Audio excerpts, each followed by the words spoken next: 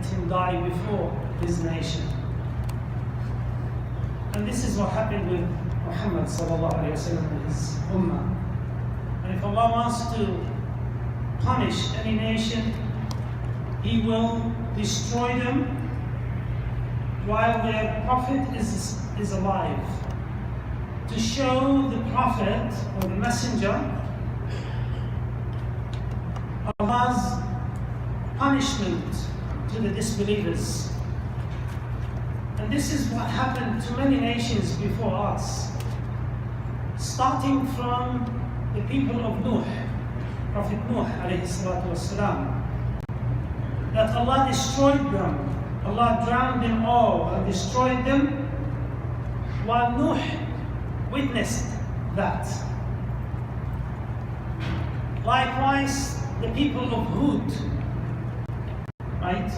And the people of Salih and many others. Allah subhanahu wa ta'ala sent His wrath and punishment to them as a result of their disbelief of the messenger, of their rejection of the signs of Allah subhanahu wa ta'ala. This is very sad. This is not something that we should wish for, to see the punishment of Allah comes to any nation and that we witness it. This is itself is a punishment. It's very sad. And if you go back to the Quran and what Allah mentioned about the people of Salih and Hud and similar, you will see how regretful the messenger was, looking at them destroyed and receiving the wrath and the punishment of Allah. قال يا قوم لقد أبلغتكم رسالات ربي. O my people, after the Prophet would see them destroyed and punished, he would look at them and he would say, O my people, I have warned you against disbelieving in the signs of Allah. I have warned you, but you didn't listen to me. And unfortunately, this is the consequences of what you have started, what you have done. ولكن لا تحبون الناصحين. And you didn't like the advisors. And you rejected and you declined the advice. And this was the common statement of all of them. ألا بعدا لثمود. ألا بعدا لعاد. Lost is Thamud and lost is Ad. And similarly, every nation that belied their prophets. But the Ummah of Muhammad, Allah subhanahu wa ta'ala was more merciful and He gave him leeway and He didn't punish them. And Allah subhanahu wa ta'ala said in the Quran, وَمَا كَانَ اللَّهُ مُعَذِّبَهُمْ وَأَنْتَ فِيهِمْ. Allah will not punish them, O Muhammad, while you are amongst them. Is that all? Allah was very much more merciful and He said, not only while you are among them, وَمَا كَانَ اللَّهُ مُعَذِّبَهُمْ وَهُمْ يَسْتَغْفِرُونَ.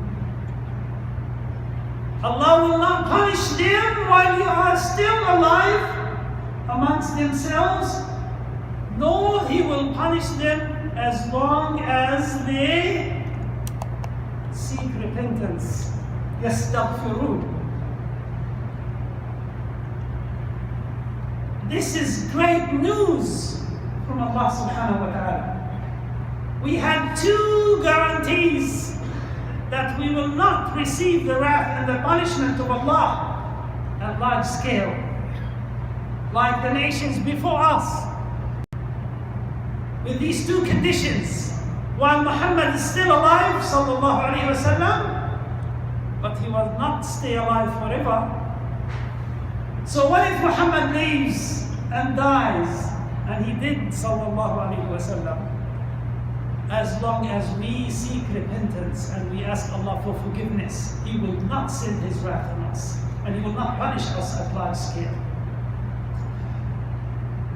There is an incident at the time of Muhammad sallallahu alaihi wasallam when he went to Al-Ta'if to convey the message of Allah, because the people of Mecca belied him and they tortured him and his companions. So he went to this neighboring city, Al-Ta'if, which is about 60-70 kilometers from Mecca. So he went there hoping they will receive his message willingly and they will accept Islam. So he went to call them to Allah subhanahu wa ta'ala. But their reply was no better than the people of Mecca. Their response was even worse sometimes. And they chased him out of their city.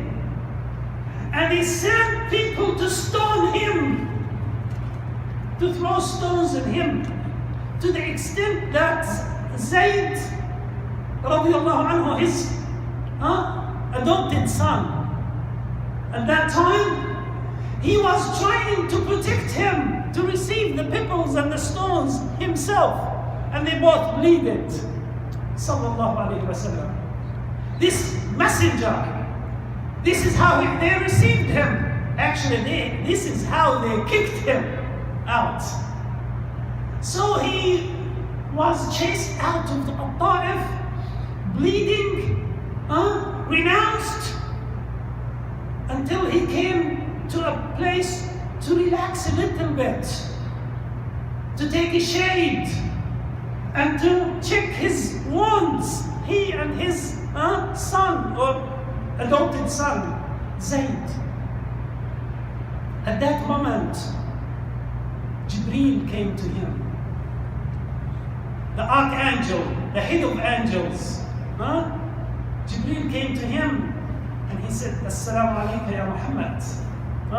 He said, Oh Muhammad sallallahu alayhi wa sallam, Allah is sending you the salam, and he sent with me the angel of mountains. He's with me. He's under your command. Because you know what angels, Allah subhanahu wa ta'ala created angels and he appointed them different tasks. Jibreel is the archangel, he's the head of all of them, and his main task is to deliver the revelation. Right? And like Mikael is the angel of rain, he's in charge of rain. Whatever Allah tells him he will do to send rain to different parts of the world and so on. Israfil is the angel who has the trumpet, who's supposed to blow it, the trumpet before the day of judgment, the angel of death and so on. And now we come to know a new angel, the angel of mountains. So he said, the angel of mountains is under your command. So the angel of mountains speaks. He said, Ya Muhammad, Allah sent me to you to take your command. Tell me to collapse the two mountains on the people of Mecca and Al-Ta'if, and I will do it. Give me your instructions. Just give me your okay that I collapse the two mountains and destroy them for what they did to you, for belying you, for disbelieving in Allah and His signs. Give me the go-ahead to do it. To do what? These are the people who tortured Muhammad sallallahu alaihi wasallam and Bilal, and killed Sumayya and Yasir, and bleeded Abdullah ibn Mas'ud, and Abu Bakr and everyone. These are the ones who stop people from praying at the Masjid al-Haram.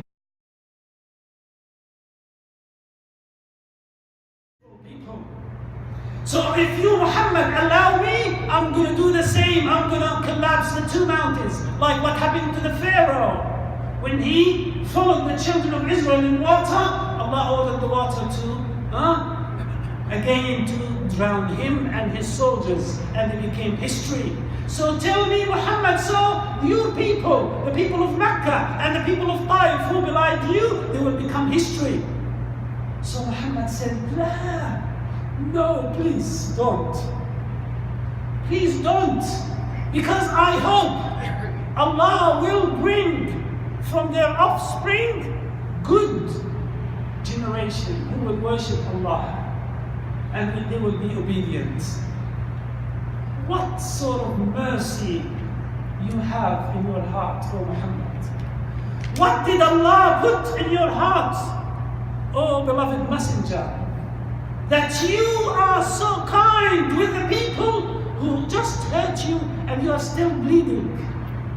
Your son is still bleeding. Your servants have not yet, their blood is still fresh after what they have done to them. You're so kind. Yes, this is Muhammad. This is his way. This is his sunnah. To be kind and merciful. Happened. Few years later, he came to Mecca after like 10 or so years, and they were all Muslims now.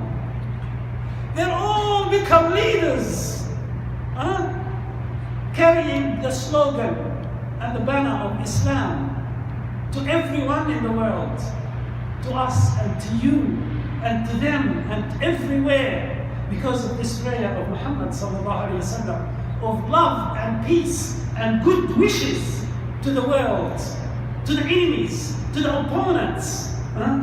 This is so. Not only Allah will not punish you, the Ummah of Muhammad, if you seek forgiveness, but you need to follow his footsteps, Muhammad sallallahu alaihi wasallam, asking Allah for forgiveness and guidance and help to be good messengers, good followers of his, of Muhammad sallallahu alaihi wasallam to the world, to send peace and love all around, not killing and death and destruction that comes to Muslims from left and right and center, from the east and west.